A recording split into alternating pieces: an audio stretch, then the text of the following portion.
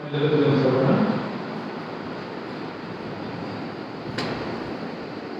ಕಣ್ಣುಗಳನ್ನು ಮುಚ್ಚಿ ನಮ್ಮ ಕರೆಗಳನ್ನು ಧರಿಸಿ ನಮ್ಮನ್ನು ನಾವು ಆರಾಧನೆಗೊಳಿಸುತ್ತಾರೆ.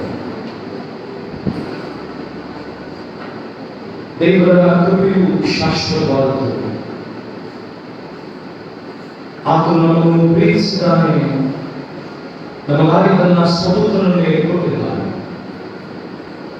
ನಮ್ಮ ಜೀವಮಾನ ಕಾಲದಲ್ಲಿ ನಾವು ದೇವರ ಪ್ರೀತಿಗೆ ಪ್ರತ್ಯುತ್ತರವಾಗಿ ನಮ್ಮನ್ನೇ ನಮ್ಮ ದೇಹಾತ್ಮ ಪ್ರಾಣ ಶರೀರವನ್ನೇ ಸಮರ್ಪಿಸಬೇಕಾದದ್ದು ನಮ್ಮ ಧ್ಯೇಯ, ನಮ್ಮ ಕರ್ತವ್ಯವಾಗಿದೆ.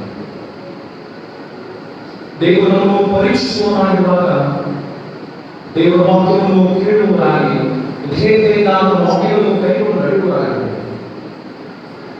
ದೇವರು ನಮ್ಮಿಂದ ನಿಷ್ಠೆ, ಪ್ರಾಮಾಣಿಕತೆಯನ್ನು, ವಿಧೇಯತೆಯನ್ನು, ಭಯಭಕ್ತಿಯನ್ನು ತೆಗೆದುಕೊಳ್ಳುವವನಾಗಿದ್ದಾನೆ.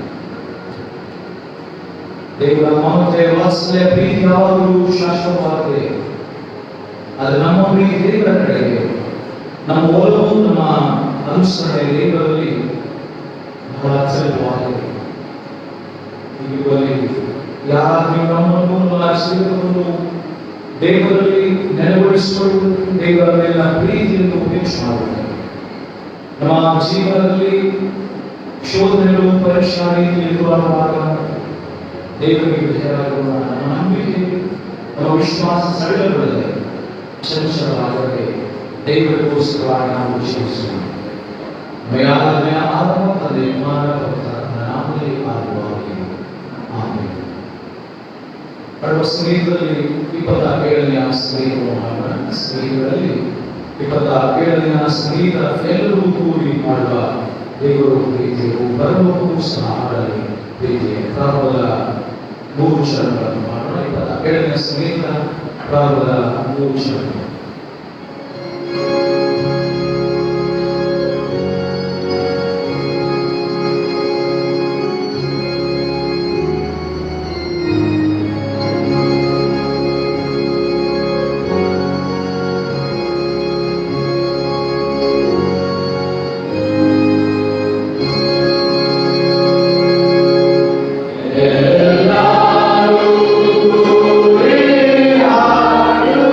Wow.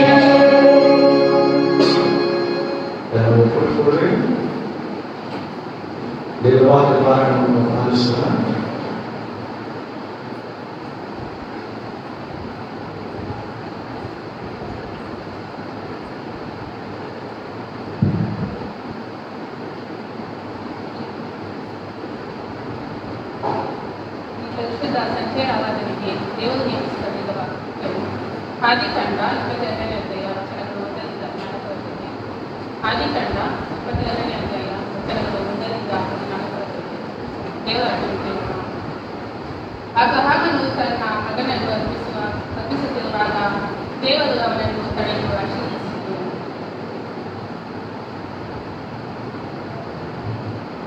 ಈ ಸಂಗತಿಗಳು ಆದ ಮೇಲೆ ದೇವರು ಅಬ್ರಹಾಮನನ್ನು ಪರಿಶೋಧಿಸಿದನು.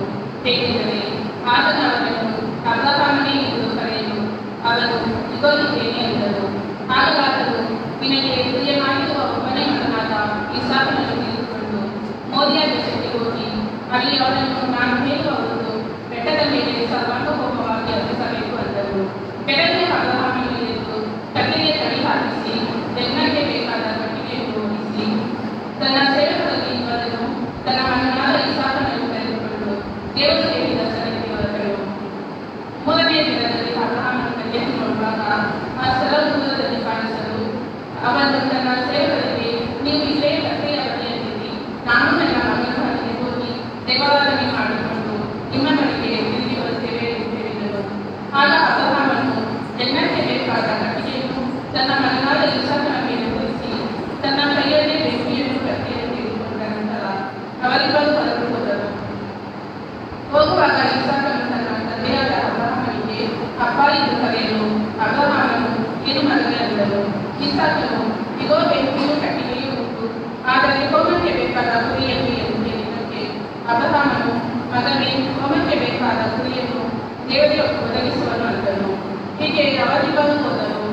ದೇವರು ಹೇಳಿದ ಸ್ಥಳಕ್ಕೆ ಅವರು ಸೇರಿದಾಗ ಅಬ್ರಹಾಮನು ಯಜ್ಞವೇದಿಯನ್ನು ಕಟ್ಟಿ ಕಟ್ಟಿಗೆಯನ್ನು ಒತ್ತಿ ತನ್ನ ಮಗನಾದ ಇಸಾಕನ ಕೈಕಾಲುಗಳನ್ನು ಹಿಡಿದು ಅವನನ್ನು ವೇದಿಯಲ್ಲಿ ಕಟ್ಟಿಗೆಯ ಮೇಲೆ ಇಟ್ಟನು. ಆದರೆ ತನ್ನ ಮಗನನ್ನು ವಧಿಸುವುದಕ್ಕೆ ಅವನು ಕೈಚಾಚಿ ಕತ್ತಿಯನ್ನು ಹಿಡಿದುಕೊಳ್ಳಲು ಯೆಹೋವನ ದೂತನು ಆಕಾಶದವರಿಂದ ಅಬ್ರಹಾಮನೇ ಅಬ್ರಹಾಮನೇ ಎಂದು ಅವನನ್ನು ಕರೆದನು. ಅದಕ್ಕೆ ಅಬ್ರಹಾಮನು ಇಗೋ ಇದ್ದೇನೆ ಎಂದನು. ಆ ದೂತನು ಅವನಿಗೆ, ನಿನ್ನ ಮಗನ ಮೇಲೆ ಹಾಕಬೇಡ, ಅವನಿಗೆ ಏನು ಮಾಡಬೇಡ, ನೀನು ನಿನ್ನ ಒಬ್ಬನೇ ಮಗನನ್ನಾದರೂ ನನಗೆ ಅರ್ಪಿಸುವುದಕ್ಕೆ ನಿನಗೆ ಇಲ್ಲವಾದ್ದರಿಂದ ನೀನು ದೇವರಲ್ಲಿ ಭಯಭಕ್ತಿಯುಳ್ಳವನೆಂಬುದನ್ನು ಈಗ ತೋರಿದದ್ದು ಎಂದನು. ಅಬ್ರಹಾಮನು ಕಣ್ಣೆತ್ತಿ ನೋಡುವಾಗ ತನ್ನ ಹಿಂದುಗಡೆಯ ಒಂದು ಹಗಲು ಹೊದೆಯಲ್ಲಿ ಕೊಂಬುಗಳಿಂದ ಸಿಕ್ಕಿಕೊಂಡಿತ್ತು. ಅವನು ಹೋಗಿ ಅದನ್ನು ಹಿಡಿದು ತಂದು ತನ್ನ ಮಗನಿಗೆ ಬದಲಾಗಿ ಹೋಮ ಮಾಡಿದನು.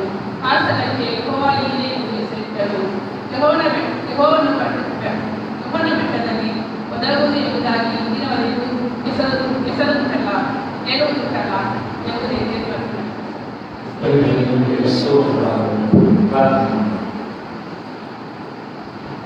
ಜಲ ನಿರ್ಮಾಣಗಳನ್ನೆಲ್ಲ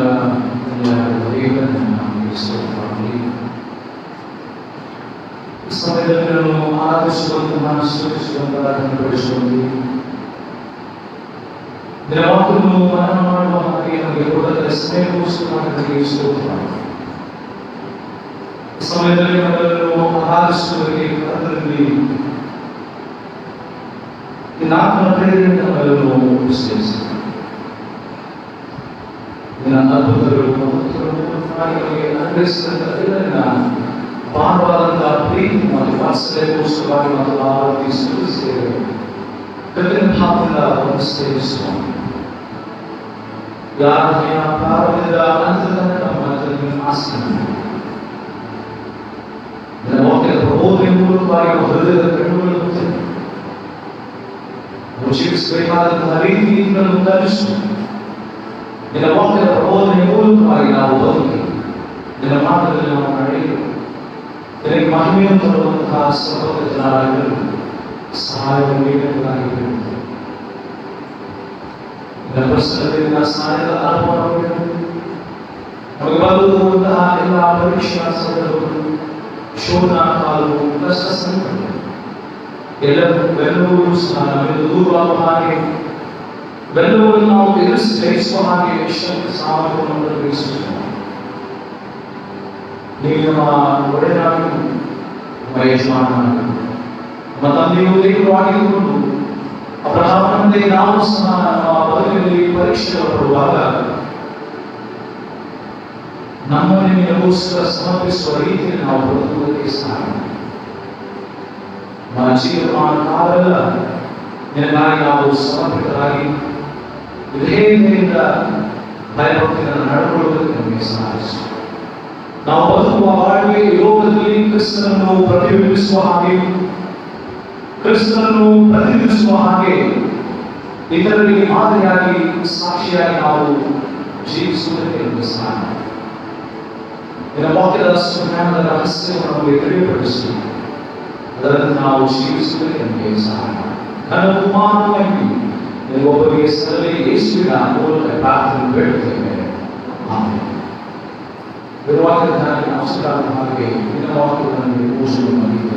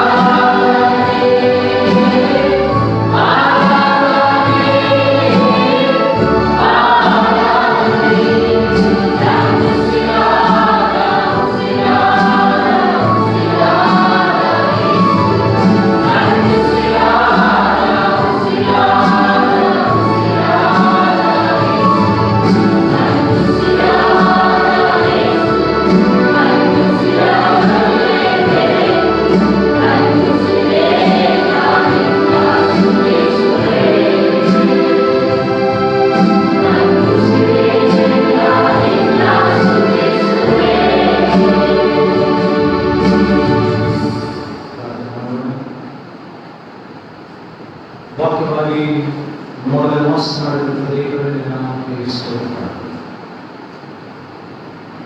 ನಿನ್ನ ವಾಕ್ಯವನ್ನು ಧ್ಯಾನ ಮಾಡದಿರುವಂತ ನಮಗೆ ನಿನ್ನ ವಾಕ್ಯದ ದುರಾರ್ಥಗಳನ್ನು ನಮಗೆ ತಿಳಿಯಪಡಿಸುತ್ತೇವೆ. ವಾಕ್ಯದ ಪ್ರಕಾರ ನಾವು ಜೀವಿಸಿ ನಿನ್ನನ್ನು ಮಹಿಮೆಪಡಿಸುತ್ತೇವೆ. ಇದರ ಮೂಲಕವಾಗಿ ನಮ್ಮ ಜೀವಿತವು ಸಾಗಿಸಲು ಹೋಗುವುದಕ್ಕೆ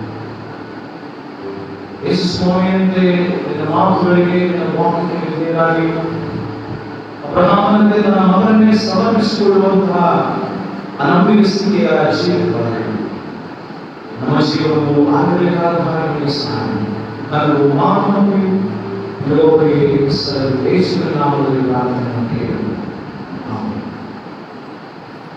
ಎಲ್ಲರಿಗೂ ಸದ್ಯ ಶುಭಾಶಯಗಳು. ಸ್ವಾಮಿಯ ನಾಮದಲ್ಲಿ ಸಮಾಧಾನ ಆರೋಗ್ಯ ಶಾಂತಿ ಧ್ಯಾನ ಮಾಡಿರುವಂತಹ ಇದರ ವಾಕ್ಯದ ವಿಷಯ ವಿಧೇಯತೆ ಮತ್ತು ನಂಬಿಕೆ. ವಿಧೇಯತೆ ಮತ್ತು ನಂಬಿಕೆ. ಗುರು ತನ್ನ ಶಿಷ್ಯರ ಬಳಿಗೆ ಕೇಳಿದ, ನಿಮ್ಮ ಜೀವನದಲ್ಲಿ ಯಾವುದು ನಿಮಗೆ ಅತಿ ಪ್ರಿಯವಾದಂತಹ ವಿಷಯ ಅಥವಾ ಸಂಗತಿ ವಸ್ತುಗಳು ನೀವು ಒಳ್ಳೆಯದಿರುವುದಿಲ್ಲ. ಹಾಗಾಗಿ ಎಲ್ಲರೂ ಸಹ ಪ್ರತ್ಯೇಕವಾಗಿ ಗುರುವಿಗೆ ಹೋಗಿ ಹೇಳಿದ್ರು, ಗುರುವೇ ನನಗೆ ಈ ವಸ್ತು ಇಷ್ಟ,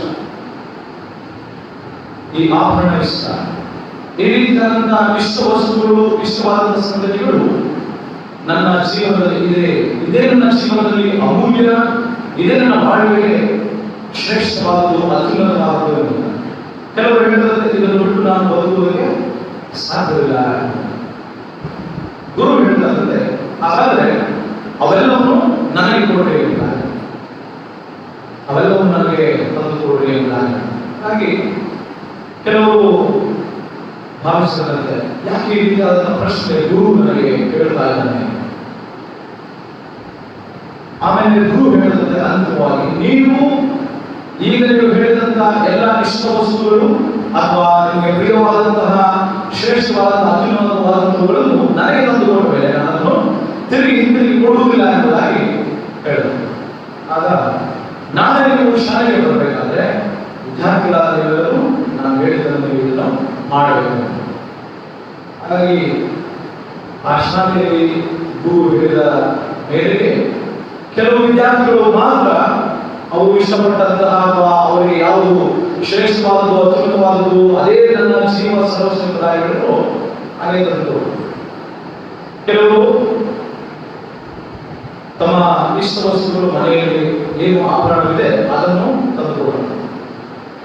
ಇನ್ನು ಕೆಲವರು ಅವರ ಜೀವನದಲ್ಲಿ ಅವರಿಗೆ ಶ್ರೇಷ್ಠವಾದವುಗಳು ಏನು ದವಸ ಧಾನ್ಯಗಳಿವೆ, ಯಾವ ವಸ್ತುಗಳಿವೆ ಅವರ ಮನೆಯಲ್ಲಿ, ದ್ರವ್ಯಗಳು, ಆಭರಣಗಳಿವೆ, ಅದನ್ನು ತಂದುಕೊಡೋಣ.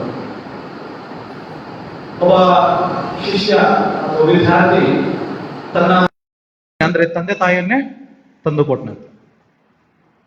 ಆಮೇಲೆ ಗುರು ಹೇಳಿದ್ರಂತೆ, ಕೆಲವರು ನಿಮ್ಮಲ್ಲಿ ನಾನು ಕೇಳಿದ್ದನ್ನು ತಂದು ಕೊಟ್ಟಿದ್ದೀರಿ, ಇನ್ನು ಕೆಲವರು ನೀವು ತಂದು ಕೊಟ್ಟಿಲ್ಲ ಎಂಬುದು. ಹಾಗಾಗಿ ಯಾವ ಯಾವ ವಿದ್ಯಾರ್ಥಿಗಳು ಗುರು ಹೇಳಿದ ಹಾಗೆ ಕೇಳಿದ್ರು ಅವರೆಲ್ಲರೂ ಗುರುವಿನ ಮೇಲೆ ನಂಬಿಕೆ ಇಟ್ಟಿದ್ದಾರೆ ಮತ್ತು ಗುರುವಿನ ಮಾತಿಗೆ ವಿಧೇಯರಾಗಿದ್ದಾರೆ ಎಂಬುದಾಗಿ ಗುರು ಹೇಳಿದರು. ಆಮೇಲೆ ಇನ್ನು ತಂದು ಕೊಟ್ಟಂತ ವಿದ್ಯಾರ್ಥಿಗಳಿಗೆ ಹೇಳಿದ್ರಂತೆ, ಇನ್ನು ನೀವು ಈ ಎಲ್ಲ ವಸ್ತುಗಳನ್ನು ಮತ್ತು ವಿದ್ಯಾರ್ಥಿ ನೀವು ತಂದೆ ತಾಯಿಯಾದಂತಹ ನಿನ್ನ ಪೋಷಕರನ್ನು ನೀನು ಹಿಂತಿರುಗಿ ಕೇಳುವಾಗ ಆಗ ಎಲ್ಲರೂ ಹೇಳಿದಂತೆ, ಗುರುವೇ ದಯಮಾಡಿ ಅದೇ ನಮ್ಮ ಜೀವ ಸರ್ವಸ್ವ, ನಾವು ತಂದುಕೊಟ್ಟಂತ ವಸ್ತುಗಳನ್ನ ಹಿಂದಿರುಗಿಸಿ, ನಮ್ಮ ಬದುಕು ನಮ್ಮ ಭವಿಷ್ಯ ಇರೋದೇ ಅದರಲ್ಲಿ ಎಲ್ಲರೂ ಹಿಂದಿರುಗಿ ಪಡ್ಕೊಂಡು. ಹಾಗಾದ್ರೆ ನಾನು ಹೇಳಿದಲ್ಲಿ ವಿಧೇಯನಾಗಲಿ, ಆದ್ರೆ ನನ್ನ ಮೇಲೆ ನನಗೆ ನಂಬಿಕೆ ಇಲ್ಲ ಎಂಬುದಾಗಿ ಗುರು ಹೇಳಿದರು. ಇನ್ನು ಉಳಿದದ್ದು ಒಬ್ಬ ವಿದ್ಯಾರ್ಥಿ ಶಿಷ್ಯನ ತಂದೆ ತಾಯಿ ಮಾತ್ರ. ಅವರು ಹೇಳಿದಂತೆ, ತಂದೆ ತಾಯಿ ಹೇಳಿದಂತೆ, ಸ್ವಾಮಿ ಗುರುವೇ, ನನ್ನ ಮಗನಿಗೆ ನೀವು ಜ್ಞಾನ ಕೊಟ್ಟಿದ್ದೀರಿ, ಭವಿಷ್ಯವನ್ನು ರೂಪಿಸ್ತಾ ಇದ್ದೀರಿ, ನಮಗೆ ಚಿಂತೆ ಇಲ್ಲ, ನಾವು ನಿಮ್ಮ ಬಳಿಯಲ್ಲಿದ್ದು ಸರಿಯೇ, ನಾವು ಸತ್ತು ಹೋದರೂ ಸರಿಯೇ, ನಿಮ್ಮ ಗರಡಿಯಲ್ಲಿ ಪಡೆದುವಂತಹ ನನ್ನ ಮಗ ಚೆನ್ನಾಗಿ ಒಳ್ಳೆಯ ಭವಿಷ್ಯವನ್ನು ಹೊಂದುತ್ತಾನೆ ಎಂಬ ನಂಬಿಕೆ ನಮಗೆ, ನಾವು ನಿಮ್ಮ ಬಳಿಯಲ್ಲಿ ನಾವು ಸತ್ತು ಹೋಗುತ್ತೇವೆ, ನಿಮ್ಮ ಮಾತಿನ ಕಾಗೆ ಎಂದು ನಾನು ಹೇಳಿದರು. ಆ ತಂದೆ ತಾಯಿ ಹೇಳಿದ ಕೂಡಲೇ ಮಗನು ಸಹ ಅಡ್ಡ ಬಿದ್ದು ನಮಸ್ಕರಿಸಿ, ಗುರುವೇ ಹೌದು, ನನ್ನ ತಂದೆ ತಾಯಿ ಹೇಳಿದ ಹಾಗೆ ಆಗಲಿ ಎಂದರು. ಆಗ ಭಗವದ್ಗೀತೆ ಮಾತು ಬರುತ್ತದೆ, ಮಾತೃದೇವೋಭವ ಪಿತೃದೇವೋಭವ ಗುರುದೇವೋಭವ ಎಂಬುದಾಗಿ ಹೇಳ್ತಾರೆ. ಹಾಗಾದ್ರೆ ಅವರು ಆ ಸಮಯದಲ್ಲಿ ತನ್ನ ಗೀತೆಯ ತನ್ನ ಪವಿತ್ರ ಗ್ರಂಥದಲ್ಲಿ ಏನು ಬಂದಿದೆ ಅದು ಗುರು ಹೇಳಿದಾಗಲಿ, ತನ್ನ ತಂದೆ ಏನು ಹೇಳಿದನೋ ಅದೇ ಆಗಲಿ, ತನ್ನ ತಾಯಿ ಏನು ಹೇಳಿದನೋ ಅದೇ ಆಗಲಿ ಎಂಬುದಾಗಿ ಆ ಮಗ ತಂದೆ ತಾಯಿ ಮೂವರು ಸಹ ಗುರುವಿಗೆ ಅಡ್ಡಬಿದ್ದು ನಮಸ್ಕರಿಸಿ ನೀವು ಹೇಳಿದಾಗ ಆಗಲಿ ಅಂತ ಹೇಳಿದ. ಗುರು ಹೇಳಿದಂತೆ ನಾನು ಕೇವಲ ಪರೀಕ್ಷೆ ಮಾಡಿದೆ, ನೀವು ಗುರುವಿಗೆ ಎಷ್ಟು ಭಯಭಕ್ತಿ ತೋರ್ತೀರಿ ಅಥವಾ ನಿನ್ನ ತಂದೆಗೆ ಎಷ್ಟು ಭಯಭಕ್ತಿ ತೋರ್ತೀರಿ, ನಿನ್ನ ತಾಯಿಗೆ ಕೊಡುವಂತಹ ಭಯಭಕ್ತಿ ಎಷ್ಟು, ನಿನ್ನ ಗುರುವಿಗೂ ನಿನ್ನ ತಂದೆ ತಾಯಿಯ ಮಾತಿಗೆ ಎಷ್ಟು ವಿಧೇಯಗೊಳ್ಳಲಾಗಿದೆ ಎನ್ನುವಂತಹ ಪರೀಕ್ಷೆಯನ್ನು ನಾನು ನಿಮ್ಮೆಲ್ಲರಿಗೂ ಗುರುವಾಗಿ ನಾನು ಮಾಡಿದ್ದೇನೆ, ಜಯಗಳಿಸಿದ್ದು ಒಬ್ಬ ವಿದ್ಯಾರ್ಥಿಯವನ್ನ ತಂದೆ ತಾಯಿಗಳು. ಅದೇ ರೀತಿಯಾದಂತಹ ಪರೀಕ್ಷೆ ಅಬ್ರಹಾಮನ ಜೀವನದಲ್ಲಿ ಬಂದಾಗ ದೇವರು ಹೇಳ್ತಾನೆ, ನಿನ್ನ ಒಬ್ಬನೇ ಮಗನನ್ನು ನನಗೆ ಸಮರ್ಪಣೆ ಮಾಡು, ಯಜ್ಞವಾಗಿ ಸಮರ್ಪಿಸು. ಬಹಳ ನೋವುಂಟಾಗಿರ್ಬೋದು, ಬಹಳ ವ್ಯಸನ, ದುಃಖವಾಗಿರ್ಬೋದು. ಯಾಕಂದ್ರೆ ಅಬ್ರಹಾಮನಿಗೇನೋ ಸಾಯುವಂತಹ ಪರಿಸ್ಥಿತಿ, ಅವನಿಗೆ ಮೂಗು ಬಂದಿದೆ, ವಯಸ್ಸಾಗಿದೆ, ಆತ್ಮ ತೀರು ಹೋಗುವಂತಹ ಇನ್ನೇನು ಕೆಲವು ದಿವಸಗಳಲ್ಲಿ ತಾನು ಮಾತ್ರವೇ ತನ್ನ ಪತ್ನಿಯಾದ ಸಾರಳು ಸಹ ತೀರಿ ಹೋದಂತಹ ಪರಿಸ್ಥಿತಿ ಬರುತ್ತದೆ. ಸಾರಳಿಗೆ ಹುಟ್ಟು ನಿಂತು ಹೋಗಿದೆ, ಇಬ್ಬರು ಸಹ ವಯಸ್ಸಾಗಿದ್ದಾರೆ, ಮಕ್ಕಳಾಗದೇ ಇರುವಂತಹ ಪರಿಸ್ಥಿತಿಯಲ್ಲಿ ಅಬ್ರಹಾಮನು ಸಾರಳು ಇರುವಂತಹ ವೇಳೆಯಲ್ಲಿ ದೇವರು ತನ್ನ ಭಕ್ತನಾದಂತಹ ನಂಬಿಗಸ್ತನಾದ ಸ್ನೇಹಿತನಾದಂತಹ ಅಬ್ರಹಾಮನಿಗೆ ವಾಗ್ದಾನ ಮಾಡುತ್ತಾರೆ, ನೀವು ಮುಂದಿನ ವರ್ಷ ಈ ಸಮಯದಲ್ಲಿ ನಿನಗೂ ನಿನ್ನ ಹೆಂಡತಿಯಾದ ಸಾರಳಿಗೂ ಮಗನಿರುತ್ತಾನೆ ಎಂಬುದಾಗಿ ವಾಗ್ದಾನ ಮಾಡಿದ ದೇವರು ತನ್ನ ವಾಗ್ದಾನವನ್ನು ನೆರವೇರಿಸ್ತಾನೆ. ಆ ವಾಗ್ದಾನವನ್ನು ನೆರವೇರಿಸಿದ ಮೇಲೆ ಕೆಲವು ವರ್ಷಗಳ ನಂತರ ನಿನ್ನ ಮಗನಿಗಾಗಿ ಯಜ್ಞವಾಗಿ ಸಮರ್ಪಿಸಬೇಕು. ಆ ಸಂದರ್ಭದಲ್ಲಿ ಸಾರಳಿಗೂ ಗೊತ್ತಿಲ್ಲ, ಅಬ್ರಹಾಮನ ಸೇವಕರಿಗೆ ಗೊತ್ತಿಲ್ಲ, ಯಾರಿಗೂ ಗೊತ್ತಿಲ್ಲ. ಈ ಮಾತು ಅಥವಾ ಈ ಅಪ್ಪಣೆಯನ್ನು ಕೊಟ್ಟದ್ದು ದೇವರು ಅಬ್ರಹಾಮನಿಗೆ ಮಾತ್ರ. ಅಬ್ರಹಾಮ ತನ್ನ ಮಗನಾದ ಇಸಾಕನಿಗೂ ಹೇಳಲಿಲ್ಲ, ತನ್ನ ಪತ್ನಿಯಾದಂತಹ ಸಾರಳಿಗೂ ತಿಳಿಸಲಿಲ್ಲ, ತನ್ನ ಜೊತೆ ಸೇವಕರಾಗಿರುವಂತಹ ಮನೆಯಾಳುಗಳಿಗೂ ಸಹ ತಿಳಿಸಲಿಲ್ಲ. ಆದರೆ ದೇವರ ಮೇಲೆ ನಂಬಿಕೆ ಇಡುತ್ತಾನೆ, ದೇವರ ಮೇಲೆ ವಿಶ್ವಾಸ ಇಡುತ್ತಾನೆ. ದೇವರು ಕೊಟ್ಟದ್ದು ದೇವರೇ ತೆಗೆದುಕೊಳ್ಳಿ ಎನ್ನುವಂತಹ ರೀತಿಯಲ್ಲಿ ವಿಧೇಯತೆಯಿಂದ ಆತನು ತನ್ನ ಕಾರ್ಯವನ್ನು ತೊಡಗಿಸಿಕೊಳ್ಳುವುದಕ್ಕೆ ಆತನು ಮುಂದಾಗ್ತಾನೆ. ಹೇಗೆ ಪ್ರಯತ್ನ ಮಾಡ್ತಾನೆ, ಹೇಗೆ ಆತನು ತನ್ನ ಮಗನನ್ನು ಸಮರ್ಪಿಸುವುದಕ್ಕೆ ಮುಂದಾಗುವುದಾಗಿ ಗಮನಿಸಿದಾಗ ಅಬ್ರಹಾಮನನ್ನು ಪರೀಕ್ಷೆ ಮಾಡುವಂತಹ ವೇಳೆಯಲ್ಲಿ 22ನೇ ಅಧ್ಯಾಯ ಹೇಳುತ್ತೆ, ದೇವರು ಅಬ್ರಹಾಮನನ್ನು ಪರಿಶೋಧನೆ ಮಾಡುತ್ತಂತೆ. ಹೇಗೆಂದರೆ, ಅಬ್ರಹಾಮನ ಮಗನನ್ನು ನಿನ್ನ ಪ್ರಿಯರಾಗಿರುವ ಒಬ್ಬನೇ ಮಗನನ್ನು ನನಗೆ ಕೊಡು, ನಾನು ಹೇಳುವಂತಹ ಸ್ಥಳ, ನಾನು ಹೇಳುವಂತಹ ಸಮಯದಲ್ಲಿ ನೀನೇನ್ ಮಾಡಬೇಕು, ನಿನ್ನ ಮಗನನ್ನು ಯಜ್ಞವಾಗಿ ಸಮರ್ಪಿಸಬೇಕು. ಆಶ್ರಮಕ್ಕೆ ತಂದು ಬಿಡಬೇಕು, ಅದನ್ನು ಆಲಯಕ್ಕೆ ಕೊಡಬೇಕು. ಆ ರೀತಿಯಾಗಿ ಅಲ್ಲ, ಬದಲಾಗಿ ಯಜ್ಞವಾಗಿ, ಹೇಗೆ ಪಶುಗಳನ್ನು ಯಜ್ಞವಾಗಿ ಸುಗಂಧ ವಾಸನೆಯೋ ಆ ಪಶುವಿನ ರಕ್ತವನ್ನು ದೇವರಿಗೆ ಹೋಮ ಮಾಡುವುದರ ಮೂಲಕವಾಗಿ ಕೊಡಬೇಕು, ಅದೇ ರೀತಿಯಲ್ಲಿ ಇಸಾಕನನ್ನು ಸಹ ಕೊಡಬೇಕು ಎಂಬುದಾಗಿ ಹೇಳ್ತಾರೆ. ಇಸಾಕನು ಈ ಮಾತನ್ನು ಕೇಳಿದ ತಕ್ಷಣ, ಇಸಾಕನಲ್ಲ ಅಬ್ರಹಾಮನ ಮಾತನ್ನು ಕೇಳಿದ ತಕ್ಷಣ ಅಬ್ರಹಾಮನು ಎದುರು ಮಾತನಾಡುವುದಿಲ್ಲ, ಅಥವಾ ಯಾಕೆ ನನ್ನ ಮಗ ಬೇರೆ ಕೊಡಬಹುದಲ್ಲ ಎಂಬುದಾಗಿ ಹೇಳಿಲ್ಲ, ಸ್ವಾಮಿ ಬೇರೆ ಪರ್ಯಾಯವಾದವರಾಗಿ ಒದಗಿಸಿ ಎಂಬುದಾಗಿ ಹೇಳಿಲ್ಲ, ಯಾವುದೇ ರೀತಿಯಾದಂತಹ ಚರ್ಚೆ ಮಾಡಲಿಲ್ಲ, ಯಾವುದೇ ರೀತಿಯಾದಂತಹ ಮಾತುಕತೆಯಲ್ಲಿ ಕೊಡಲಿಲ್ಲ. ಬದಲಾಗಿ ನೀನು ನಿನ್ನ ಪ್ರಿಯನಾಗಿರುವ ಮಗನನ್ನು ನನಗೆ ಯಜ್ಞವಾಗಿ ಸಮರ್ಪಿಸಬೇಕು, ನಾನು ಹೇಳುವಂತಹ ಸ್ಥಳ ಆ ಬೆಟ್ಟದಲ್ಲಿ ಕೊಡಬೇಕೆಂಬುದಾಗಿ ಹೇಳಿದಾಕ್ಷಣ ಏನ್ ಮಾಡ್ತಾನೆ, ಸಿದ್ಧವಾಗ್ತಾನೆ. ಏನ್ ಮಾಡ್ತಾನೆ, ಸಿದ್ಧವಾಗ್ತಾನೆ. 3ನೇ ವಚನ ಹೇಳಿದೆ, ಬೆಳಗ್ಗೆ ಅಬ್ರಹಾಮನು ಎದ್ದು ಕತ್ತೆಗೆ ಕಡೆ ಹಾಕಿಸಿ ಯಜ್ಞಕ್ಕೆ ಬೇಕಾದ ಕಟ್ಟಿಗೆಯನ್ನು ಬಡಿಸಿ ತನ್ನ ಸೇವಕರಲ್ಲಿ ಇಬ್ಬರನ್ನು ತನ್ನ ಮಗನಾದ ಇಸಾಕನನ್ನು ಕರೆದುಕೊಂಡು ದೇವರು ಹೇಳಿದ ಸ್ಥಳಕ್ಕೆ ಹೊರಟನು. ಏನ್ ಮಾಡ್ತಾನೆ, ಹೊರಟನು. ತನ್ನ ಪತ್ನಿಯಾದಂತ ಸಾರಳಿಗೆ ಹೇಳುವುದಿಲ್ಲ, ಯಾಕೆ ಹೋಗಿದ್ದೀರಾ, ಯಾಕೆ ಹೋಗ್ತಾ ಇದ್ದೀರಾ, ಎಲ್ಲಿಗೆ ಹೋಗ್ತಾ ಇದ್ದೀನಿ ಎಂಬುದಾಗಿ ಒಂದು ವೇಳೆ ಸಾರಳು ಕೇಳಿದ್ರೆ, ನಾನು ಎಲ್ಲವನ್ನೂ ಸಮರ್ಪಿಸಿ ಹೋಗ್ತಾ ಇದ್ದೇನೆ, ಎಲ್ಲವೂ ಸಿದ್ಧ ಮಾಡಿಕೊಂಡಿದ್ದೀನಿ, ಯಜ್ಞಕ್ಕೆ ಬೇಕಾದ ಪಶು ಎಲ್ಲಿ ಎಂಬುದಾಗಿ ಹೇಳಿದಾಗ ಆತನು ಒಂದು ವೇಳೆ ಎಲ್ಲೋ ಇದೆ ಎಂಬುದಾಗಿ ಹೇಳಿರಬಹುದು, ಅಥವಾ ಇಸಾಕನಿಗೆ ಹೇಳಿದಂತೆ ದೇವರೇ ಒದಗಿಸುವನು ಎಂಬುದಾಗಿ ಹೇಳಿರಬಹುದು. ಆದರೆ ಏನ್ ಮಾಡ್ತಾನೆ, ಬೆಳಗ್ಗೆ ನೋಡಿ, ಅವನ ಶಿಸ್ತು, ಅವನ ವಿಧೇಯತೆ, ಅವನ ಬದ್ಧತೆ, ಅವನ ನಿಷ್ಠೆ, ಅವನ ಪ್ರಾಮಾಣಿಕತೆ ಎಷ್ಟಿದೆ ಅಂದರೆ, ದೇವರ ಮಾತನ್ನು ಚಾಚುವವರೇ ಪಾಲಿಸುವಂತಹ ಒಬ್ಬ ಭಕ್ತ, ನಂಬಿಕಸ್ಥನಾದಂತಹ ಒಬ್ಬ ಶಿಷ್ಯ ಅಥವಾ ಮಗನು ಎಂಬುದಾಗಿ ಅಬ್ರಹಾಮನ ಜೀವನದ ಮೂಲಕವಾಗಿ ತಿಳಿದುಕೊಳ್ಳಬಹುದು. ಬೆಳಗ್ಗೆ ಎದ್ದೋಳ್ತಾನೆ, ಕತ್ತೆಗೆ ಕಡಿ ಹಾಕಿಸ್ತಾನೆ, ತನ್ನ ಆಳುಗಳನ್ನು ಸೇವಕರನ್ನು ಕರೆಸ್ತಾನೆ, ಯಜ್ಞಕ್ಕೆ ಬೇಕಾದ ಎಲ್ಲ ಕಟ್ಟಿಗೆಯನ್ನು ತಯಾರು ಮಾಡಿಕೊಳ್ತಾನೆ, ತನ್ನ ಮಗನನ್ನು ಕರ್ಕೊಂಡು ಹೋಗ್ತಾನೆ. 3 ದಿನದ ಪ್ರಯಾಣ ಬೆಳೆಸ್ತಾನೆ. 3 ದಿನದ ಪ್ರಯಾಣದ ನಂತರವಾಗಿ ಆ ಬೆಟ್ಟದ ಹತ್ತಿರಕ್ಕೆ ಹೋಗ್ತಾನೆ. ಬೆಟ್ಟದ ಹತ್ತಿರಕ್ಕೆ ಹೋದ ನಂತರ ತನ್ನ ಸೇವಕರುಗಳನ್ನು ಕತ್ತೆಗಳನ್ನು ಹತ್ತಿರಿಸ್ತಾನೆ. ನೀವು ಇಲ್ಲೇ ಇದ್ರಿ, ನಾನು ನನ್ನ ಮಗ ಬೆಟ್ಟಕ್ಕೆ ಹೋಗಿ ಯಜ್ಞವನ್ನು ಸಮರ್ಪಿಸಿ ಪುನಃ ಹಿಂದಿರುಗಿ ಬರುತ್ತೇನೆ ಎಂಬುದಾಗಿ ಹೇಳ್ತಾನೆ. ಏನ್ ಹೇಳ್ತಾನೆ, ನೀವು ಇಲ್ಲೇ ಕತ್ತೆಯ ಬಳಿಯಲ್ಲಿ 5ನೇ ವರ್ಷ, ನಾನು ನನ್ನ ಮಗನು ಅಲ್ಲಿಗೆ ಹೋಗಿ ದೇವಾರಾಧನೆ ಮಾಡಿಕೊಂಡು ನಿಮ್ಮ ಬಳಿಗೆ ತಿರುಗಿ ಬರುತ್ತೇನೆ ಎಂಬುದಾಗಿ ಹೇಳಿಲ್ಲ. ಅಬ್ರಹಾಮ ನಾವು ಹೋಗಿ ದೇವಾರಾಧನೆ ಮಾಡಿ ಹಿಂತಿರುಗಿ ನಾನು ಬರುತ್ತೇನೆ ಎಂಬುದಾಗಿ ಹೇಳಿಲ್ಲ. ಬರುತ್ತೇವೆ ಅಂದ್ರೆ ನಾನು ನನ್ನ ಮಗ ಇಬ್ಬರು ಸಹ ಹಿಂತಿರುಗಿ ಆರಾಧನೆ ಮಾಡಿ ಬರುತ್ತೇವೆ. ಹಾಗಾದ್ರೆ ಅಬ್ರಹಾಮನ ನಂಬಿಕೆ ಎಷ್ಟಿತ್ತು ಅಂದರೆ ಅಬ್ರಹಾಮನ ವಿಶ್ವಾಸ ಎಷ್ಟಿತ್ತು, ಅಬ್ರಹಾಮನು ದೇವರ ಮೇಲಿದ್ದಂತಹ ನಿರೀಕ್ಷೆ ಎಷ್ಟಿತ್ತು ಎಂಬುದಾಗಿ ಗಮನಿಸುವಾಗ ಅಬ್ರಹಾಮನಿಗೆ ಗೊತ್ತಿತ್ತು, ವಯಸ್ಸಾದ ನನಗೆ ಹುಟ್ಟುನಿಂದ ನನ್ನ ಪತ್ನಿಗೆ ಮಗುವನ್ನು ಕೊಟ್ಟ ದೇವರು ನನ್ನ ಮಗನನ್ನು ಕೇಳುವುದಕ್ಕೆ ಇಷ್ಟಪಡುವವನಾಗಿದ್ದಾನೆ. ಆ ಪ್ರಶ್ನೆ ಬಂದಿರಬಹುದು. ಯಾಕಂದ್ರೆ ಅವನೇನು ಕೇಳಿಕೊಳ್ಳಲಿಲ್ಲ, ಸಾರು ಸಾಹಿತ್ಯ ಕೇಳಿಕೊಳ್ಳಲಿಲ್ಲ, ನನಗೆ ಮಗು ಬೇಕು ಅಥವಾ ನನಗೆ ಏನೋ ಬೇಕು ಎಂಬುದಾಗಿ ಯಾವ ರೀತಿಯಲ್ಲೂ ಕೇಳಲಿಲ್ಲ. ಆದ್ರೆ ದೇವರೇನು ಮಾಡ್ತಾನೆ, ಅಬ್ರಹಾಮನ ನಂಬಿಕೆಯ ಜೀವಿತವನ್ನು ಕಂಡು ಅಸ್ನೇಹ ಬಾಂಧವ್ಯದ ಅನನ್ಯ ಬಾಂಧವ್ಯವನ್ನು ಸಂಬಂಧವನ್ನು ಕಂಡಂತ ದೇವರೇ ತನ್ನ ಭಕ್ತನಾದಂತಹ ತನ್ನ ನಂಬಿಕಸ್ಥ ಸ್ನೇಹಿತನಾದಂತಹ ಅಬ್ರಹಾಮನಿಗೆ ಹೇಳಿದ್ರೆ, ನಿನಗೆ ನಾನು ಒಬ್ಬ ಗಂಡು ಮಗನನ್ನು ಕೊಡುತ್ತೇನೆ, ಅವನನ್ನು ಆಶೀರ್ವಾದದ ರೀತಿಯನ್ನಾಗಿ ಮಾಡ್ತಾನೆ, ನೀನು ಎಲ್ಲರಿಗೂ ಮೂಲ ಪಿತೃಗಳಾಗಿರಬೇಕು ಎಂಬುದಾಗಿ ಆಶೀರ್ವಾದ ಮಾಡ್ತಾನೆ. ಅದಕ್ಕನುಸಾರವಾಗಿ ದೇವರು ನಂಬಿಕೆಯಿಂದ ನಡೆದುಕೊಂಡು ದೇವರು ವಾಗ್ದಾನವನ್ನು ನೆರವೇರಿಸುವುದು ಅದೆಲ್ಲ ಅವರಿಗೆ ಮನಸ್ಸಲ್ಲಿ ಇತ್ತು ಎಂಬುದಾಗಿ, ಇದೆಲ್ಲ ಮನಸ್ಸಿಗೆ ತೋರಿಸಿತು ಎಂಬುದಾಗಿ ಅನ್ನಿಸ್ತದೆ. ಅದಕ್ಕಾಗಿ ಏನ್ ಮಾಡ್ತಾನೆ, ಯಾವುದೇ ರೀತಿಯಾದಂತಹ ಅಪನಂಬಿಕಸ್ತಿಗೆ, ಅವಿಶ್ವಾಸ, ಭರವಸೆ ಇಲ್ಲದಂತಹ ಜೀವನವನ್ನು ತೋರಿಸದೆ ಅದನ್ನೇ ಮಾಡ್ತಾರೆ, ಧೈರ್ಯವಾಗಿ ಮಾಡ್ತಾರೆ, ಮಗನನ್ನು ಕರ್ಕೊಂಡು ಹೋಗ್ತಾನೆ. ಇಸಾಕನು ಹೇಳ್ತಾನೆ, ಸ್ವಾಮಿ ಬಾ ಏನು ಹೇಳಿದ ವರ್ಷದಲ್ಲಿ ಹೇಳ್ತಾರೆ, ಇಸಾಕನು ಇಗೋ ಬೆಂಕಿಯು ಕಟ್ಟಿಗೆ ಉಂಟು, ಆದರೆ ಹೋಮಕ್ಕೆ ಬೇಕಾದ ಕುರಿಯಲ್ಲಿ, ಹೋಮಕ್ಕೆ ಬೇಕಾದ ಕುರಿಯಲಿಲ್ಲ. ಹೋಮಕ್ಕೆ ಬೇಕಾದ ಕುರಿಯಲ್ಲಿ ಎಂಬುದಾಗಿ ಇಸಾಕನು ಕೇಳಿದಾಗ ಅಬ್ರಹಾಮ ಏನ್ ಹೇಳ್ತಾನೆ, ದೇವರು ಒದಗಿಸ್ತಾನೆ. 14ನೇ ವರ್ಷದಲ್ಲಿ ಹೇಳ್ತದೆ, ಯೆಹೋವ ಎಂದು ಆ ಸ್ಥಳಕ್ಕೆ ಹೆಸರಿಟ್ಟನು, ಯೆಹೋವನ ಬೆಟ್ಟದಲ್ಲಿ ಒದಗುವುದು. ನೋಡಿ, ಆ ಒದಗುವುದು ಭವಿಷ್ಯದಲ್ಲಿ ಆಗುವಂತಹ ಸಂಗತಿಯನ್ನು ನಂಬಿಗಸ್ತನಾದ ಅಬ್ರಹಾಮ ಹೇಳ್ತಾನೆ, ತನ್ನ ಮಗನಿಗೆ ಹೇಳ್ತಾನೆ, ದೇವರೇ ಆ ಯಜ್ಞಕ್ಕೆ ಬೇಕಾದಂತಹ ಹೋಮಕ್ಕೆ ಬೇಕಾದಂತಹ ಕುರಿಯನ್ನ ಒದಗಿಸ್ತಾನೆ.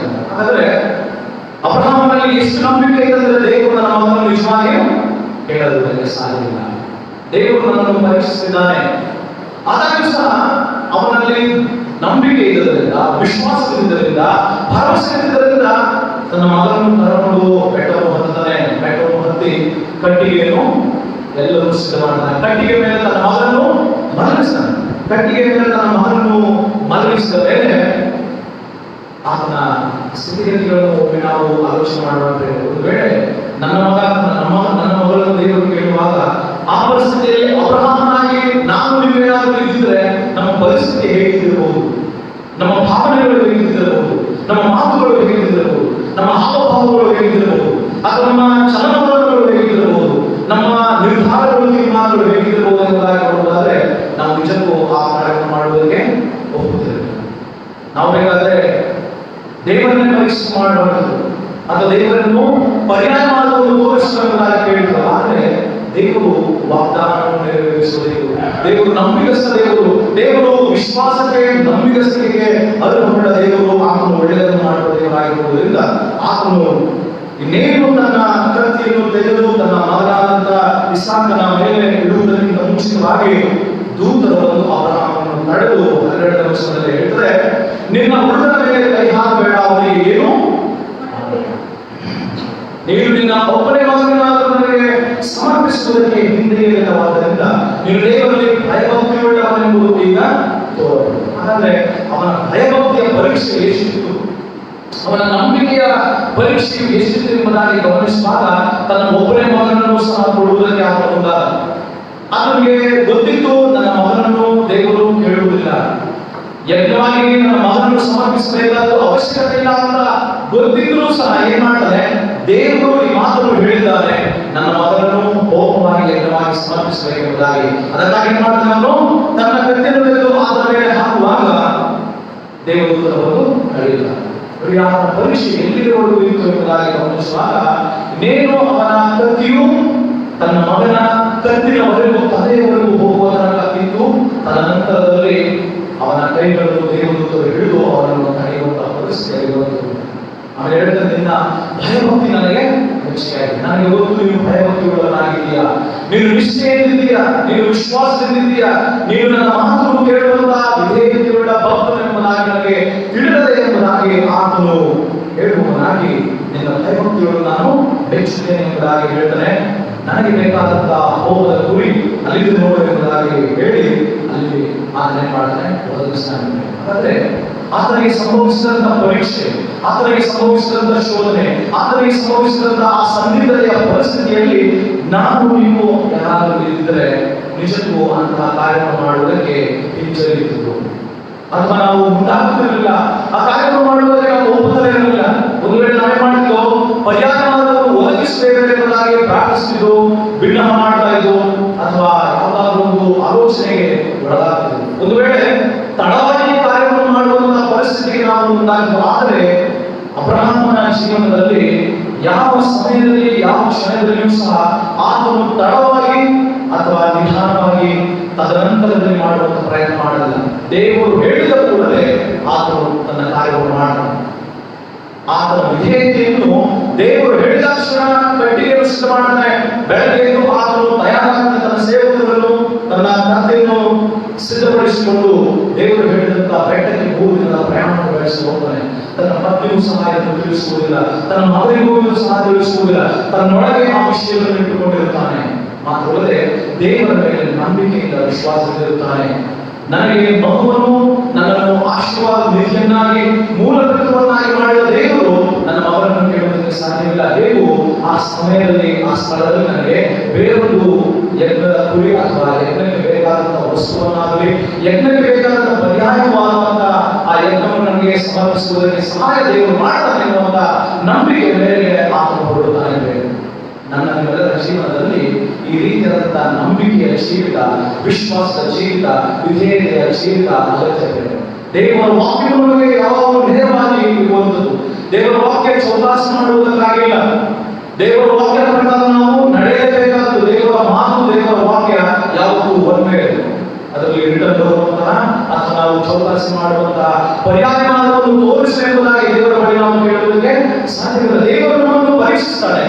ದೇವರು ನಮಗೆ ದುಃಖವನ್ನು, ಕಣ್ಣೀರನ್ನು, ಶೋಧನೆಯನ್ನು, ಸಮಸ್ಯೆಯನ್ನು, ಕಷ್ಟಗಳನ್ನು ನಮಗೆ ದಯಪಾಲಿಸುವಾಗ, ನಮಗೆ ಇಂತಹ ನಂಬಿಕೆಯ ವಿಶ್ವಾಸ ಪರೀಕ್ಷೆಯನ್ನು ಮಾಡುವಾಗ ನಾವು ಎಷ್ಟರ ಮಟ್ಟಿಗೆ ದೇವರಲ್ಲಿ ನಂಬಿಕಸ್ಥರಾಗಿದ್ದೇವೆ, ದೇವರ ಬಳಿ ದೇವರಲ್ಲಿ ನಾವು ನಮ್ಮ ಸಂಬಂಧವನ್ನು ಎಷ್ಟು ಆತ್ಮೀಯವಾಗಿ ಇಟ್ಟುಕೊಂಡಿದ್ದೇವೆ, ಅಥವಾ ನಾವು ದೇವರಲ್ಲಿ ಎಷ್ಟು ಆತುಕೊಂಡು ಎಷ್ಟು ನಂಬಿಕೆಯಿಂದ ನಾವು ಜೀವಿಸುತ್ತಿದ್ದೇವೆ ಎಂಬುದಾಗಿ ನಮ್ಮ ಪರೀಕ್ಷೆಯನ್ನು ದೇವರು ಕೊಡುವಾಗ ನಾವು ಪರೀಕ್ಷೆಯಲ್ಲಿ ಸೋಲುತ್ತೇವೆ ಅಥವಾ ಗೆಲ್ಲುತ್ತೇವೆ ಎಂಬುದರ ಆ ಜೀವನವೇ ನಮ್ಮ ಭವಿಷ್ಯದ ಜೀವನವಾಗಿರುತ್ತದೆ. ಹಾಗಾಗಿ ನಮಗೆ ಬಂದಿರುವಂತಹ ಕಷ್ಟಗಳು, ಸಮಸ್ಯೆಗಳು, ಶೋಧನೆಗಳು ಇವೆಲ್ಲವನ್ನು ಸಹ ನಾವು ಜಯಿಸುವ ಶಕ್ತಿ ದೇವರು ನಮಗೆ ಒದಗಿಸುವನೇ ಆಗಿರುತ್ತಾರೆ. ಯಾಕೋಬನ ಪತ್ರಿಕೆ ಮೊದಲನೇ ಅಧ್ಯಾಯ 12 ಮತ್ತು 13ನೇ ವಚನ ಓದುತ್ತೇವೆ.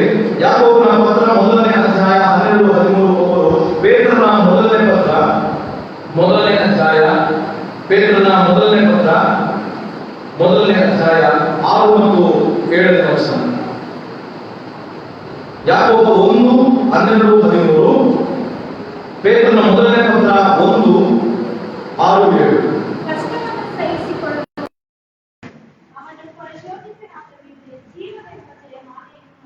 ಕಷ್ಟವನ್ನು ಸಹಿಸಿಕೊಳ್ಳುವವನು ಧನ್ಯನು. ಹಾಗಾದ್ರೆ ಕಷ್ಟವನ್ನು ಸಹಿಸಿಕೊಂಡಂತ ಅಬ್ರಹಾಮ ಆತನು ಧನ್ಯನಾದ.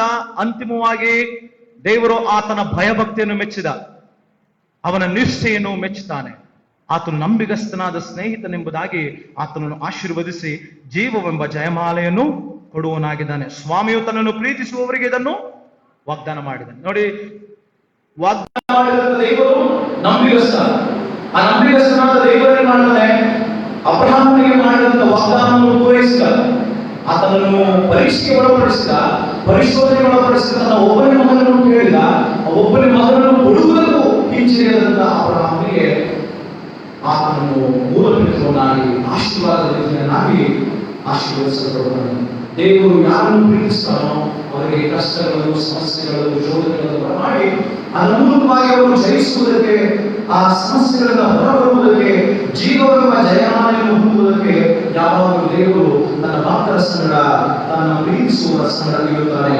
ಅದು ಹೇಳಿದ್ರೆ ಯಾರಾದರೂ ತಪ್ಪು ಮಾಡುವುದಕ್ಕೆ ಪ್ರೇರೇಪಿಸಲ್ಪಡುವಾಗ ಪ್ರೇರಣೆಯೊಂದಿಗೆ ದೇವರಿಂದ ಉಂಟಾಯಿತು ಎಂದು ಹೇಳಬಾರದು.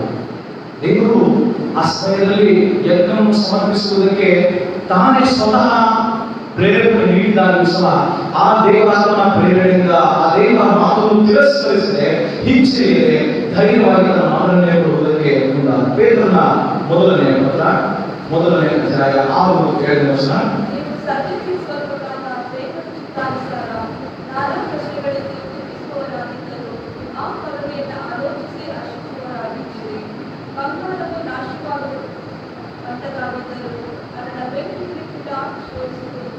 ಬಂಗಾರವು ನಾಶವಾಗುವಂತದ್ದಾಗಿದ್ದರು ಅದನ್ನು ಬೆಂಕಿಯಲ್ಲಿ ಪುಟ ಹಾಕಿ ಶೋಧಿಸುವುದುಂಟಷ್ಟೇ. ಯಾಕೆ ಶೋಧಿಸುತ್ತಾರೆ ಬೆಂಕಿಯಲ್ಲಿ ಹಾಕಿ?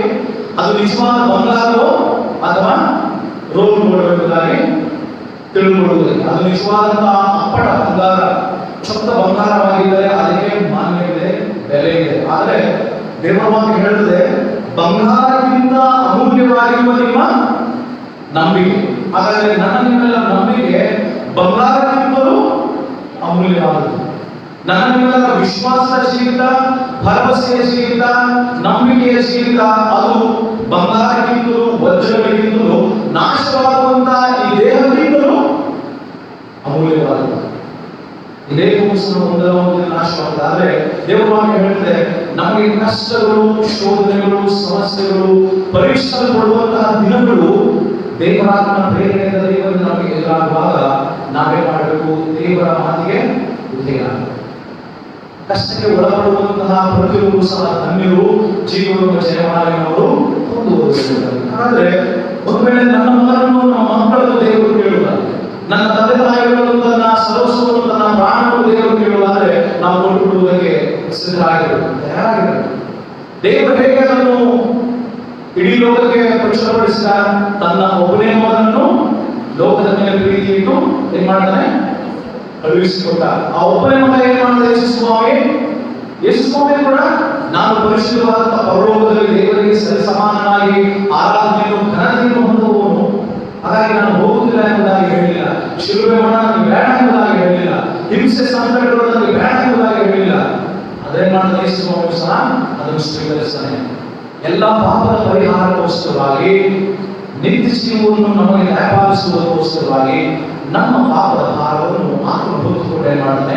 ಶಿಲುಬೆ ಮರಣವನ್ನು ಹೊಂದುವುದಷ್ಟು ಆತನು ವಿಧೇಯತೆಯನ್ನು ಹೊಂದುತ್ತಾನೆ. ಫಿಲಿಪ್ಪಿ 2ನೇ ಅಧ್ಯಾಯ 5, 6, 7, 8ರಲ್ಲಿ ಈ ಮಾತುಗಳು ಬರೆಯಲ್ಪಟ್ಟಿವೆ. ಹಾಗಾಗಿ ನಮ್ಮ ಬದುಕಿನಲ್ಲಿ ಇಂತಹ ಕಷ್ಟ ಸಮಸ್ಯೆಗಳು ಎದುರಾಗುವಾಗ ನಾವು ಧೈರ್ಯದಿಂದಿರಬೇಕು. ಕೊರಿಂಥದ ಮೊದಲನೇ ಪತ್ರ 10ನೇ ಅಧ್ಯಾಯ, ಕೊರಿಂಥದ ಮೊದಲನೇ ಪತ್ರ 10ನೇ ಅಧ್ಯಾಯ 13ನೇ ವಚನ. ಕೊರಿಂಥದ ಮೊದಲನೇ ಪತ್ರ 10ನೇ ಅಧ್ಯಾಯ 13ನೇ ವಚನದಲ್ಲಿ ಹೇಳುತ್ತದೆ, ಮನುಷ್ಯರು ಸಹಿಸಬಹುದಾದ ಶೋಧನೆಯ ಹೊರತು ಬೇರೆ ಯಾವುದೂ ನಿಮಗೆ ಸಂಭವಿಸಲಿಲ್ಲ.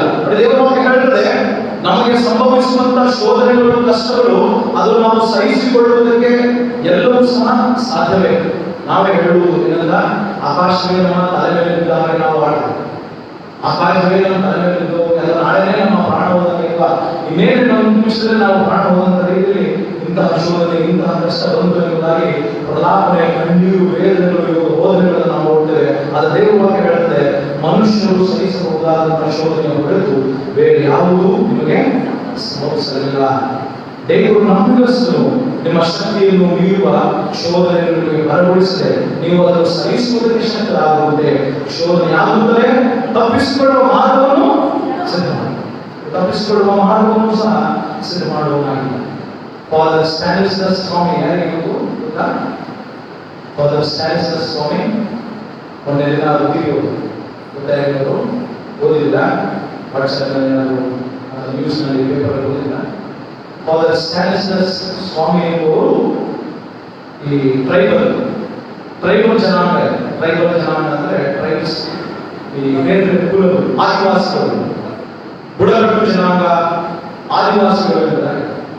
ಅವರ ಹಕ್ಕು ಬಾಧ್ಯತೆಗಳಿಗೋಸ್ಕರವಾಗಿ ಹೋರಾಟ ಮಾಡಿದಂತಹ ವ್ಯಕ್ತಿ, ಬೀದಿಗಳಲ್ಲಿ ಹೋರಾಟಗಳನ್ನು, ಪ್ರತಿಭಟನೆಗಳನ್ನು ಮಾಡಿ ಅವರ ಹಕ್ಕು ಬಾಧ್ಯತೆಗಳನ್ನು ಕೊಡುವುದಕ್ಕೋಸ್ಕರವಾಗಿ ಅವರ ಪರವಾಗಿ ಹೋರಾಟ ಮಾಡಿದಂತಹ ಆ ವ್ಯಕ್ತಿ ಮೊನ್ನೆ ದಿನ ಅವರು ಬಹಳಷ್ಟು ಕಷ್ಟಗಳನ್ನು, ಸಮಸ್ಯೆಗಳನ್ನು ಅವರು ಅನುಭವಿಸಿದರು. ಆ ಫಾದರ್ ಅವರ ಜೀವಿತ ಅನೇಕ ವರ್ಷಗಳು, ಅನೇಕ ದಿನಗಳು ಆ ಬುಡಕಟ್ಟು ಜನಾಂಗದವರೊಂದಿಗೆ ಅವರು ನಿಂತು ಅವರ ಪರವಾಗಿ, ಅವರ ನ್ಯಾಯಕ್ಕಾಗಿ, ಅವರ ಹಕ್ಕು ಬಾಧ್ಯತೆಗಳಿಗೋಸ್ಕರವಾಗಿ ಹೋರಾಟ ಮಾಡಿ ತೀರಿ ಹೋದವರು. ಅಂತಿಮವಾಗಿ ದೇವರು ಅವರಿಗೆ ಜೀವವೆಂಬ ಜಯಮಾಲೆಯನ್ನು ಪರಿಸ್ಥಿತಿಯನ್ನು ಹೋಗುವುದಕ್ಕೆ ಅವರು ಈ ರೀತಿಯಾದಂತಹ ಹೋರಾಟ ಪ್ರತಿಭಟನೆಗಳಲ್ಲಿ ಗುಣಮಟ್ಟಿನ ಜನಾಂಗದವರೊಂದಿಗೆ ಇದ್ದು ನ್ಯಾಯಕ್ಕಾಗಿ ಹೋರಾಟ ಮಾಡಿದಂತಹ ಸಂದರ್ಭದಲ್ಲಿ ಅವರ ಮೇಲೆ ಹೊರಿಸಿದಂತಹ ಆರೋಪವೇನೆಂದರೆ ಅವರು ನಕ್ಸಲರು ಅಥವಾ ಅವರು ಭಯೋತ್ಪಾದಕರಿಗಾಗಿ ಅವರ ಮೇಲೆ ತಪ್ಪನ್ನು ಹೊರಿಸಿ ಸುಳ್ಳಿನ ಆಪಾದನೆ ಹೊರಿಸಿ ಅವರನ್ನು ಜೈಲಿಗೆ ಹಾಕಿ ಸೆರೆಮನೆಯಲ್ಲಿ ಇರಿಸುವವರಾಗಿ ಕಡೆಯವರಿಗೆ ಬೇಲಿ ಕೂಡ ಸಿಗದೆ ಅವರು ಬಿಡುಗಡೆ ಹೊಂದದೆ ಅಂತಿಮವಾಗಿ ಅವರು ಸಾವಿನ ಮೂಲಕವಾಗಿ ತಮ್ಮ ಯೆಹೋವನ ಯಾತ್ರೆಯನ್ನು ತ್ಯಜಿಸಬೇಕಾದ ಪರಿಸ್ಥಿತಿ. ಹಾಗಾಗಿ ತನ್ನ ಸರ್ವಸ್ವವನ್ನು ತನ್ನ ಜೀವಿತವನ್ನು ದೇವರ ಮಾತಿನನುಸಾರವಾಗಿ ನ್ಯಾಯ ನೀತಿ ಸತ್ಯ ಧರ್ಮಕ್ಕೆ ಸಮರ್ಪಿಸಿದಂತ ಆ ಫಾದರವರು ಯೆಹೋವನ ಯಾತ್ರೆಯನ್ನು ತ್ಯಜಿಸಿರುತ್ತಾರೆ. ಆದರೆ ಅವರ ಜೀವನದಲ್ಲಿ ಪ್ರಾಪಂಚಿಕವಾಗಿ ಅವರು ಪಟ್ಟಂತ ಶ್ರಮ ವ್ಯರ್ಥವಾಗಿರಬಹುದು, ಆದರೆ ದೇವರ ದೃಷ್ಟಿಯಲ್ಲಿ ದೇವರ ಸಮಕ್ಷಮದಲ್ಲಿ ದೇವರ ಆ ಪರಲೋಕದಲ್ಲಿ ಅವರ ಜೀವನ, ಅವರ ಹೋರಾಟ, ಅವರ ಎಲ್ಲ ರೀತಿಯ ಪರಿಶ್ರಮ ಮಾನ್ಯವಾದದ್ದು ಬೆಲೆಗಳು. ಹಾಗಾಗಿ ನನ್ನೆಲ್ಲರ ಜೀವನದಲ್ಲಿ ಬೇರೆ ದೇವರ ವಾಕ್ಯಕ್ಕೆ ನಾವು ಎಷ್ಟು ವಿಧೇಯತೆಯಿಂದ ನಮ್ಮ ಬದುಕಿನಲ್ಲಿ ಆ ಮಾತುಗಳನ್ನು, ವಾಕ್ಯಗಳನ್ನು, ಆಜ್ಞೆಗಳನ್ನು ಕೈಗೊಂಡು ನಡೆಯುತ್ತೇವೆ ಅನ್ನುವುದು ಬಹಳ ಪ್ರಮುಖವಾಗಿದೆ. ಮಾತ್ರವಲ್ಲದೆ ನಮ್ಮ ಜೀವನದಲ್ಲಿ ದೇವರ ಮೇಲಿನ ವಿಶ್ವಾಸ ಎಷ್ಟಿದೆ, ದೇವರ ಮೇಲಿನ ನಂಬಿಕೆ ಎಷ್ಟಿದೆ, ದೇವರಿಗಾಗಿ ನಾವು ನಮ್ಮನ್ನು ಎಷ್ಟು ಸಮರ್ಪಿಸಿಕೊಂಡಿದ್ದೇವೆ ಎಂಬುದಾಗಿ ಹೇಳುವಾಗ ರೋಮಾಪುರದವರಿಗೆ ಬರೆದ ಪತ್ರಿಕೆ 12ನೇ ಅಧ್ಯಾಯ ಮೊದಲ 2 ವಚನದಲ್ಲಿ ಪೌಲನು ಹೇಳುತ್ತಾನೆ, ನೀವು ನಿಮ್ಮ ದೇಹಗಳನ್ನು ಮೀಸಲಾಗಿಯೂ ಬೆಂಕಿಯಾಗಿಯೂ ಇರುವ ಸಜೀವ ಯಜ್ಞವಾಗಿ ಅರ್ಪಿಸುತ್ತೇವೆ.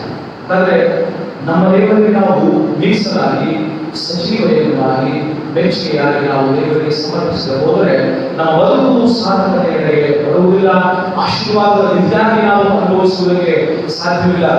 ನಾವಿನ್ನೂ ದೇವರ ವಾಕ್ಯಕ್ಕೆ ಅವಿಧೇಯತೆಯನ್ನು ತೋರುವವರಾಗಿದ್ದರೆ, ದೇವರ ವಿಷಯದಲ್ಲಿ ಅವಿಶ್ವಾಸ ಅಪನಂಬಿಕ ಸ್ಥಿತಿಯಲ್ಲೇ ಜೀವಿಸುವವರಾಗಿದ್ದರೆ, ನಮ್ಮನ್ನು ನಾವು ದೇವರಿಗೆ ಇಸಾಕನಂತೆ ಅಬ್ರಹಾಮನನ್ನು ಸಮರ್ಪಿಸಿದ ಹಾಗೆ ನಾವು ಸಮರ್ಪಿಸಿಕೊಳ್ಳದೆ ಹೋದರೆ, ಬದ್ಧರಾಗಿ ಜೀವಿಸದೆ ಹೋದರೆ ಅದು ದೇವರ ದೃಷ್ಟಿಯಲ್ಲಿ ಮಾನ್ಯವಾದದ್ದು ಅಲ್ಲ, ಅದು ಗಣನೆಗೆ ಬರುವುದೂ ಇಲ್ಲ, ಆಶೀರ್ವಾದದ ನಿಜಾಗಿ ನಾವು ಹೊಂದುವುದಕ್ಕೆ ಸಾಧ್ಯವಿಲ್ಲ. ನಮ್ಮ ಜೀವನದಲ್ಲಿ ಭಯಭಕ್ತಿಯಿಂದ ಜೀವಿಸೋಣ. ಆ ಭಯಭಕ್ತಿಯ ಜೀವಿತಕ್ಕೆ ದೇವರ ಮೇಲೆ ಕಷ್ಟಗಳು, ಪರಿಶೋಧನೆಗಳು, ಪರೀಕ್ಷೆಗಳನ್ನು, ಶೋಧನೆಗಳನ್ನು ನಾವು ಎದುರಿಸುವಾಗ ಧೈರ್ಯದಿಂದ ಅವನ್ನು ಎದುರಿಸೋಣ. ನಂಬಿಕೆ, ವಿಶ್ವಾಸ, ನಿರೀಕ್ಷೆಯಿಂದ ಬದುಕುವವರಾಗೋಣ. ಯೇಸು ಸ್ವಾಮಿ ತನ್ನ ಜೀವಿತವನ್ನು ಇಡೀ ಲೋಕಕ್ಕೆ ಸಮರ್ಪಿಸಿದ ಹಾಗೆ, ಅಬ್ರಹಾಮ ತನ್ನ ಮಗನನ್ನು ದೇವರಿಗೋಸ್ಕರ ಸಮರ್ಪಿಸಿದ ಹಾಗೆ, ನಾವು ನಮ್ಮ ಬದುಕನ್ನು, ನಮ್ಮ ಕುಟುಂಬದ ಜೀವಿತವನ್ನು ದೇವರಿಗಾಗಿ ಸಮರ್ಪಿಸಿ ದೇವರ ಮಹಿಮೆಗೋಸ್ಕರವಾಗಿ ಬದುಕುವುದಕ್ಕೆ ದೇವರ ಸಹಾಯ ಮಾಡಲಿ. ಆಮೆನ್. ನಮ್ಮ ಪ್ರಾಣಗಳನ್ನು ನಾವು ದೇವರಿಗೆ ಸಮರ್ಪಿಸುವ ಹಾಗೆ ನಮ್ಮಲ್ಲಿನ ಕೀರ್ತನೆಯನ್ನು ಹಾಡುವ ದೇವರಿಗೆ ಸಮರ್ಪಣೆ ಮಾಡೋಣ.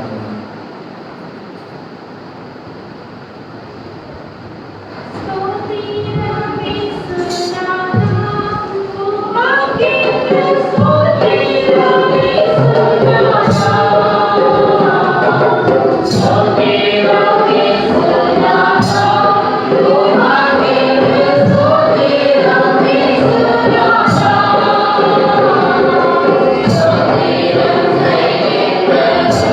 you.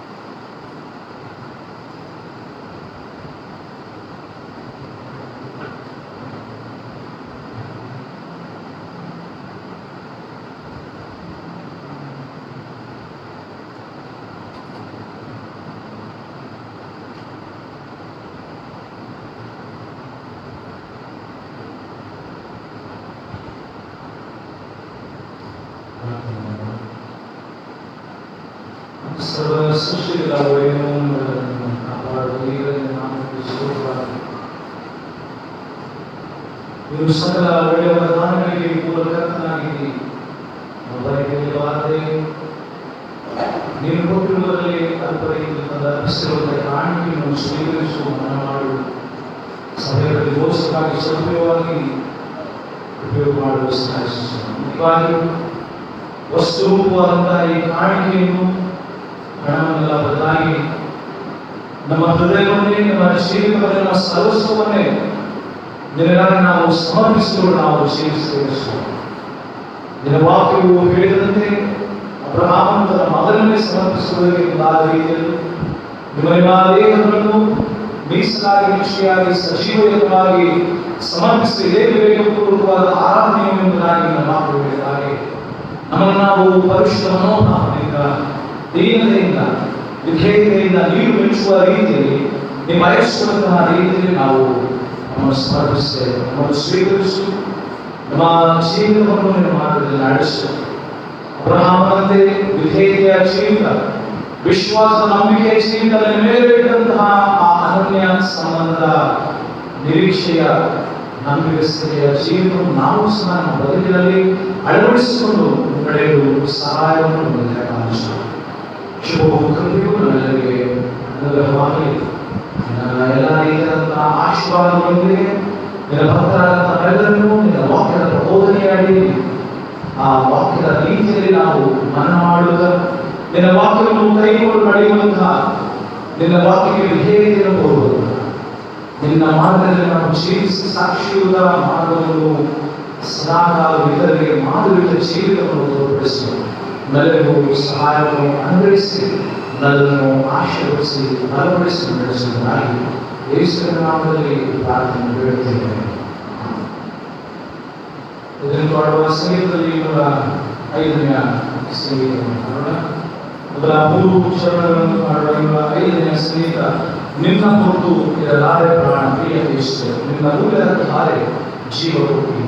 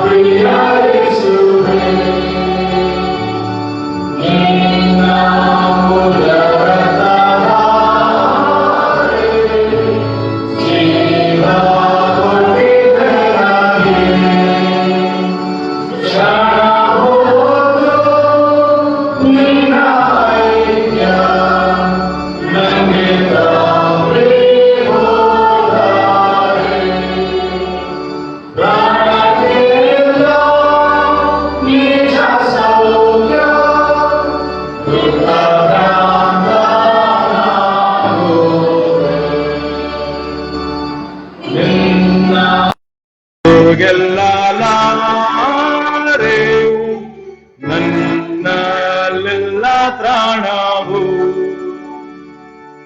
ಎದೆಗೊಟ್ಟು ನಿಲ್ಲಲಾರೆ,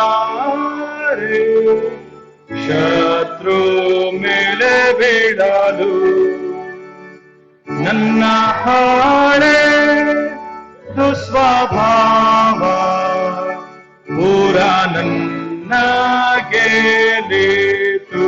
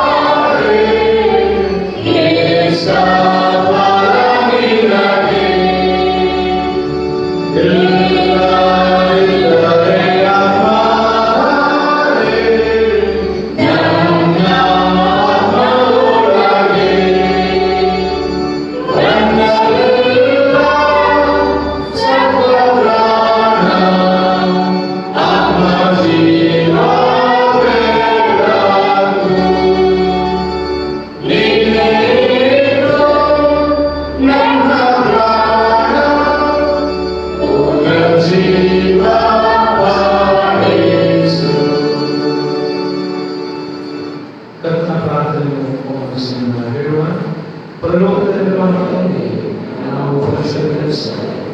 ರಾಜ್ಯಗಳಲ್ಲಿ ನಿಶ್ಚಿತ ಪರಲೋಕದಲ್ಲಿ ನಮ್ಮೆಲ್ಲರ ಆಹಾರವನ್ನು ಕ್ಷಮಿಸಿ. ಮಾಡಿದ ನಾವು ಕ್ಷಮಿಸಿದಂತೆ ನಮ್ಮ ತಪ್ಪುಗಳನ್ನು ಕ್ಷಮಿಸಿ. ನಮ್ಮ ಶೋಧನೆಗೆ ಸೇರಿಸಿ ನಮ್ಮನ್ನು ತಪ್ಪಿಸಿ. ರಾಜ್ಯಪಾಲವು ನಮಗೆ ಸದಾಕಾಲವನ್ನು ದೇವರ ಆಶೀರ್ವಾದವನ್ನು ನಮ್ಮಿಂದ ಹೊಂದಿಕೊಳ್ಳಿ. ಮಗನಾದ ಯೇಸು ಕ್ರಿಸ್ತನ ಕೃಪೆ, ದೇವರ ಪ್ರೀತಿ, ಪವಿತ್ರಾತ್ಮನ ಅನುಗ್ರಹ ನಮ್ಮೆಲ್ಲರ ಭವಿಷ್ಯದ ಬಾಳುವಿಕೆ, ನಂಬಿಕೆ, ವಿಶ್ವಾಸದಿಂದ ಮನೆ ನಿಮ್ಮ ಪ್ರಾಣಶೈಲಿಗಳು ಕ್ರಿಸ್ತನಿಗಾಗಿ ದೇವ ಮಾರ್ಗ ನಡೆಯುವುದಕ್ಕೆ ಮುನ್ನಡೆಸಿಕೊಂಡು ಸಹಾಯಕಾರಿ ನೀತಿ